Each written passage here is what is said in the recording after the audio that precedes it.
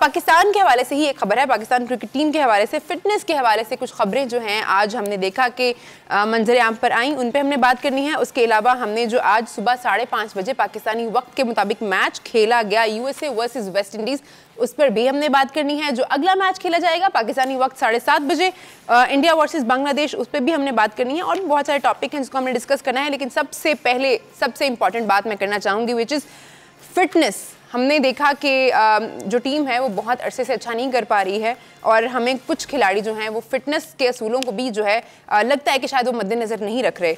अब इस तरह की पॉलिसी जो है वो शायद मुरतब की जा रही है कि जो खिलाड़ी मुकम्मल तौर पर फिट नहीं होंगे उनको सिलेक्ट नहीं किया जाएगा। अब इन खबरों में कितनी सदाकत है उस पर तो हम अभी बात नहीं कर सकते, लेकिन अगर ये होता है तो परफॉर्मेंस पे ये चीज़ें किस तरह से असरअंदाज होंगी इस पर ज़रूर मैं बात करना चाहूँगी। सलीम भाई, फिटनेस का मयार एक हद तक हमने देखा था कि उसको बहुत ज़्यादा आपने इम्पोर्टेंस देना शुरू कर दी थी और उसका रिजल्ट भी हमें दिखा था, लेकिन फिर एक वक्त आया जब आपने उसको पसे-पुश डाल दिया, आपने फिटनेस पे इतना काम नहीं किया और उसका रिजल्ट भी हमारे सामने है। देखें, इस पे तो कभी भी कॉम्प्रोमाइज़ नहीं करना चाहिए। आप दुनिया में कहीं भी देखो कि ऐसा नहीं होता कि आप फिटनेस प्लेयर्स को साथ कैरी करते हैं, क्योंकि हमारे असल में प्रोफेशनल लोग नहीं हैं जो इस पे काम कर सके। मैं आपको मिसाल देता हूँ, अब देखें नसीम या रऊफ़ या और बहुत सारे हमारे प्लेयर अनफिट हुए हैं, जैसे लीग में भी हमारे जो जिनका बहुत नाम था वो अनफिट हुए, हमने उन पे काम नहीं किया। अब देखें, इसमें देखने वाली चीज़ है, जैसे नसीम है उसका एक साइड पे वज़न ज़्यादा पड़ता है जिसकी उसकी प्रॉब्लम होती है, तो ये जो जब आप प्रोफेशनल कोई रखते हैं ना तो वो देखता है कि इसकी प्रॉब्लम कहाँ है, वो उसको स्ट्रेंथन करने की कोशिश करता है ताकि उसको प्रॉब्लम ना हो। इसी तरह दूसरे जैसे अपना शहीन था उसकी या रऊफ़ की जो प्रॉब्लम थी, अगर आपके पास प्रोफेशनल लोग हो ना तो वो जिन चीज़ों की जिस मसल की उनको स्ट्रेंथन करने की ज़रूरत होती है, जो ताकि वो उस पर ज़्यादा ज़ोर पड़े तो वो इतना ताकतवर हो चुका उसको वर्क काम किया हो कि वो उसको अनफिट ना होए। सेकेंडली हम फिर क्या करते हैं कि जब पाकिस्तान टीम का कोई बंदा अनफिट होता है ना, वो प्रॉपरली फिट नहीं होता, हम उसको साथ कैरी करते हैं, फिर उसको हम टीम के साथ साथ चलाते हैं कि शायद किसी मैच में जैसे अमाद था वो ऑलमोस्ट उससे पहले भी शाहीन 2022 के वर्ल्ड कप से पहले आप बता रहा हूँ ना जा रहे थे उसको कि इस चीज़ों पे काम करना पड़ेगा इनको। देखें, हमारे साथ कैरी कौन कर रहे होते हैं, जो अच्छा एकेडमी में दबाता है या टीम को अच्छा मालशिया है वो हम साथ लेके चले जाते हैं। बहुत सारे लोगों की मैं मिसाल दे सकता हूँ जो हमारी टीम के साथ मेरे ख्याल अभी तक कैरी कर रहे हैं हम उनको। तो इन चीज़ों पे काम करने की ज़रूरत है। और फिर मेरा ख्याल में जब यहाँ से टीम जा रही थी तो मैंने सुना था कि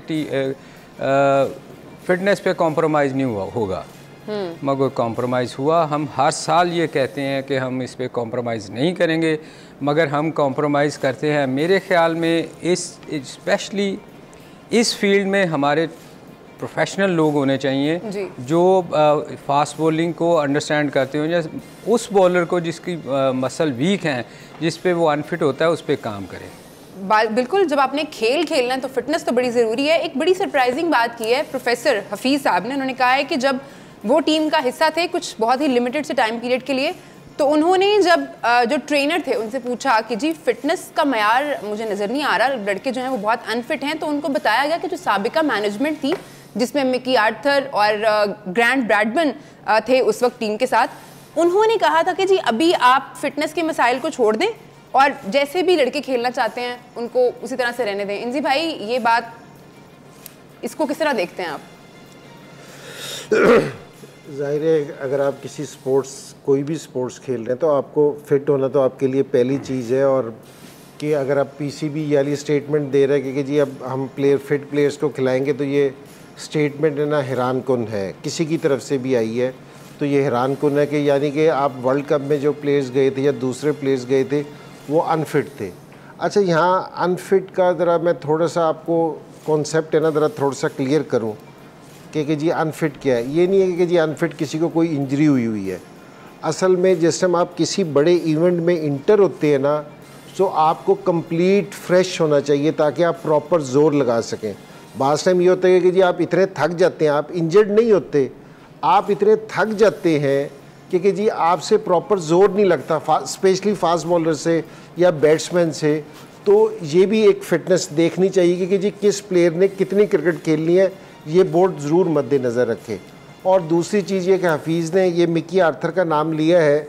जिस टाइम पहले मिकी आर्थर आया था तो मिकी आर्थर ने वो यो टेस्ट का 17.3 रखा था, जिस पे सारा शोर मचा था, और कुछ प्लेयर उस पर ड्रॉप भी हुए थे, क्योंकि जी कुछ प्लेयर्स को ड्रॉप भी किया गया था ऐसे। और उसके बाद जिस टाइम मिकी आर्थर के बाद मिसबा आया था तो मिसबा ने भी फ़िटनेस का बहुत ज़्यादा ख्याल रखा था, क्योंकि जी फ़िटनेस का ज़रूर होना चाहिए। ऐसी बात नहीं है, हो सकता है क्योंकि जी जो हफीज़ ने स्टेटमेंट दी हो वो ब्रैडबर्न के हवाले से सही हो, क्योंकि जी उसको कहा हो, ये नहीं मैं कह रहा कि वो गलत कहा होगा, शायद ब्रैडबर्न ने उसको कहा हो तो, लेकिन ये कि जी फ़िटनेस की है किसी भी चीज़ की। और मैं आपको दूसरी चीज़ ये बताऊं, जिस टाइम जो भी लड़का फ़िट नहीं होता था इनको फ़ाइन भी होते थे, इनकी मैच फीस का भी फ़ाइन होता था, और ये सेंट्रल कॉन्ट्रैक्ट में भी चीज़ काउंट होती थी कि जी आपकी जो सा फिटनेस लेवल कितना है, आपके ग्रेड पे भी ये देखते थे। तो ये जिसने भी अगर इशू उठाया है तो सही है कि जी ये तो पहली शर्त है कि जी किसी भी प्लेयर को फिट होना चाहिए, एक फिट होना चाहिए, एक याली चीज़ है। दूसरी ये चीज़ है कि जी आपने कितनी क्रिकेट खेलनी है, ताकि जिस टाइम आप नेशनल ड्यूटी पे हो तो आप बिल्कुल फ्रेश हो, आपकी बॉडी आपको अलाउ करे हर काम करने के लिए। ठीक है सलीम भाई, ऐसे मगर जी इसमें तो लोग कोई भी नहीं बताता। आप देखो वो उनको सिर्फ ये चीज़ होती है कि मैं जाके लीग में खेलूँ, अगली लीग में खेलूँ। तो ये चीज़ें तो फिर आप देखो ना, अगर आप अनफिट हो तो मुझे तो नहीं पता ना, अगर आप ज़्यादा क्रिकेट भी खेल गए और आप कहते हो कि मैं फिट हूँ तो आप उस पर क्या कर सकते हैं। अगर सीनियर प्लेयर को इस किस्म की बात करता है तो मेरे ख्याल में ये प्लेयर की खुद की भी ड्यूटी होनी चाहिए कि वो ऑनेस्टली बताए कि अगर वो फिट नहीं है या उसने ज़्यादा फटीक हो गई है उसको, तो उसको बताना ज़रूर चाहिए, क्योंकि हमारे यहाँ कल्चर नहीं है जी ये बताने का। सलीम भाई, ये जो आपके ट्रेनर है ना, जिसको आप है ना फिजियो लेके आते हो, जो आप ट्रेनर लेके आते हो, जो बाहर से आप लेके आते हो इतने एक्सपर्ट, तो इनके पास मेयार होता है कि जी ये आपकी कि इस टाइम आपकी बॉडी में कितनी जान है, इनको ये असेस कर सकते हैं इस चीज़ को। और ये बिल्कुल देखना चाहिए हर एक देना, जो जितनी क्रिकेट नसीम शाह खेल सकता है, हो सकता है कि जी शाहीन उतनी बॉलिंग ना कर सकता हो, या हारिस रऊफ ज़्यादा बॉलिंग कर सकता है। उसको इस्तेमाल करने की, शाहीन को हमने किस तरह इस्तेमाल करना है। आप मुख्तलिफ टीमों के प्लेयर्स को देखते हैं ना कि वो उनको मेन मैच खिलाते हैं, फिर तो किसी में रेस्ट दे देते हैं। ड्यूटी है ना, ड्यूटी बिल्कुल है, कप्तान की ड्यूटी है, ये कोच की ड्यूटी है कि मैंने अपने प्लेयर को किस तरह इस्तेमाल करना। जिस तरह इरफान था हमारा पाकिस्तान का, हमें पता था कि जी इरफान को आप सारे मैचेस नहीं खिला सकते, उसका फिटनेस का लेवल, वो अनफिट नहीं है, लेकिन उसकी बॉडी जो फिजिक है वो इस तरह की है कि आप उसको सारे मैच नहीं खिला सकते थे। ये थोड़ा सा हमें ना ये प्रोफेशनल लेवल पे जाना पड़ेगा इस चीज़ पे।